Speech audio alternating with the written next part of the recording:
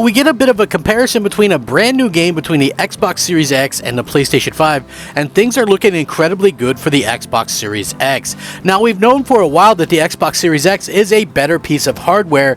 It was just hampered by, I guess, some slow adoptions by the actual developers themselves. Also, we know that Microsoft held off until the last minute to adopt the full RDNA profile. Now, the interesting thing about this is, last year, when there was even an instance of a 1 to 3 second difference in favor of the frame rate for the PlayStation 5 versus Xbox Series X, everybody and their mother on Twitter, everywhere, would be shouting it from the damn rooftops.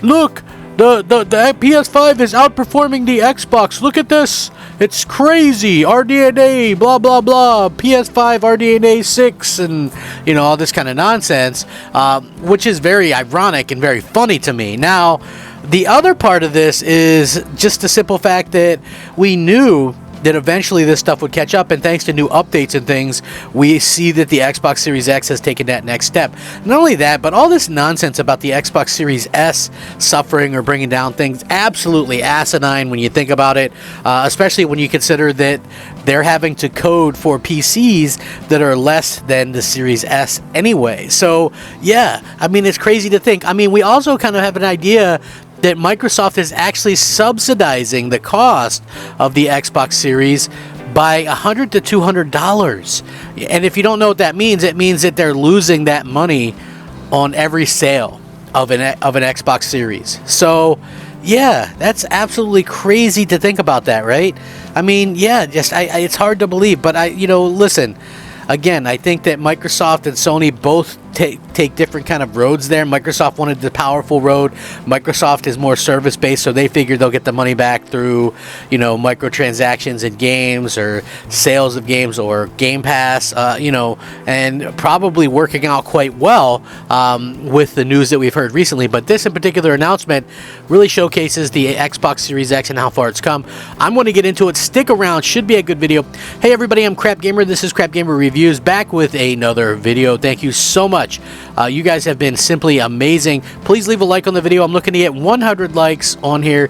It's a small goal, but a goal nonetheless, so would be very much appreciative of each and every one of you. Now, this game, Call of Duty Modern Warfare 2 campaign performance, even at 60 frames per second, Xbox Series X beats PS5. Yeah, crazy. And Xbox Series X really beats the PS5 at 120 frames. So Call of Duty Modern Warfare 2 has launched with a campaign being in the hands of those with early access for a while, and it seems that the game is a solid piece of text. Perhaps not the most ambitious game in the world, but the performance issues that have plagued some of the holiday's big titles shouldn't be a problem here for most. That said, the dedicated pixel counters have found some differences in the versions of Call of Duty Modern Warfare 2's campaign, with Xbox Series X having the overall edge, and I'm going to link this so you fine folks can check that out for yourselves and let me know what you think.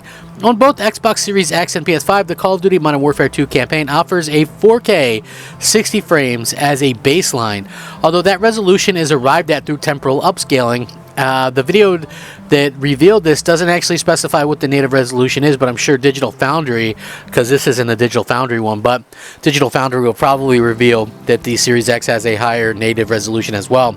Now that is at 60 frames per second. Now both the Series X and the PS5 are pretty much even. A 1440p 120 frames per second performance mode is also offered, which is where you start to see more of a difference between Microsoft and Sony's consoles. While the Xbox Series X largely maintains a full 120 frames per second with some small dips of 5 frames or less, the PS5 can slide as far as the low 90s range, which can be jarring if you're playing the game. As for the Series S, it offers 1440p 60 frames mode, which is mostly consistent with some brief hiccups, and a 1080p mode with performance that ranges widely around 90 frames down to 60. Meanwhile, on PC, you can get a pretty solid 60 frames from RTX, blah blah blah. Don't care, because I hate RTX. I hate that type of gaming anyway. But looking at the image quality, there's a little bit of a difference, and it favors the Xbox Series X, and it looks like they are near ultra settings, and even the Series S looks pretty damn good with some small clawbacks to lighting and other effects. Basically, consistency is the name of the game here, with big differences only apparent when you stress the hardware out to 120 frames.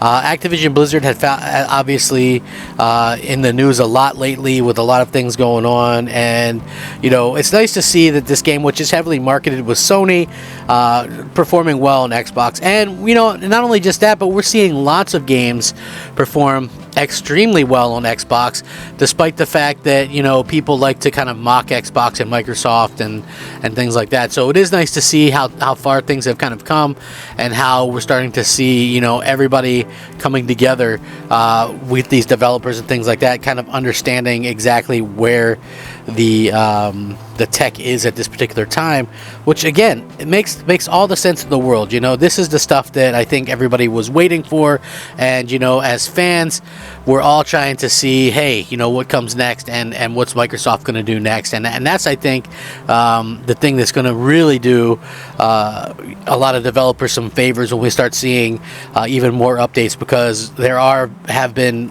plenty of updates to the dev units and things like that. And so it's just nice to see that everybody's kind of kicking in and pitching in here, and the developers are doing some phenomenal things, and that you can't really stress enough how good that stuff is. How good of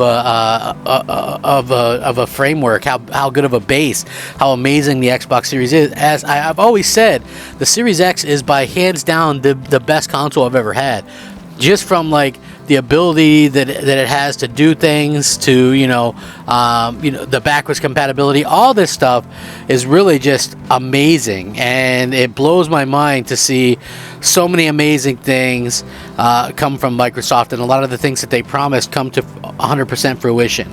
That is honestly exactly what I think all of us wanted to see. We all wanted to see, their idea come to fruition, and see Microsoft really kind of nail it, and they really did with the Series X. And so for it to be able to go out there and just be so absolutely stunning blows my mind. I love seeing it. So hopefully you guys are enjoying it too. I know I haven't played that much of it yet.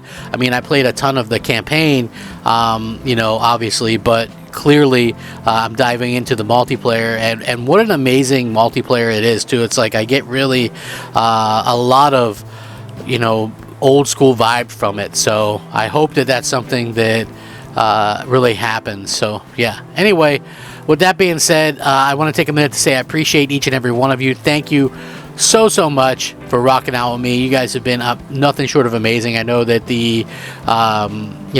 that things are kind of doing some crazy things with this channel right now, and most people don't really care, but I just appreciate the few that do watch. So have a great day. Rack 'em up, fact 'em up, crap gamer 'em up. As always, crap gamer out.